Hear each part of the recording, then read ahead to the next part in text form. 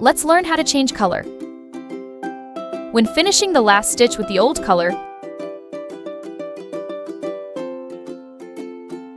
stop when you just have 2 loops left on your hook.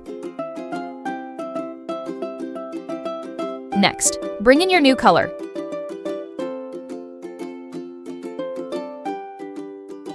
And place it at the back.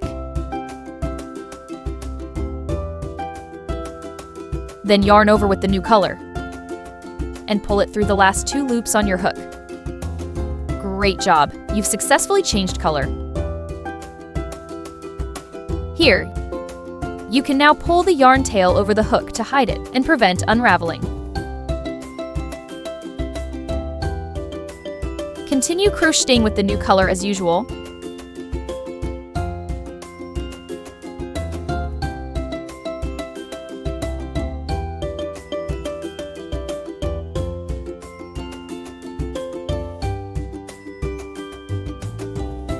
You're doing great. Keep it up.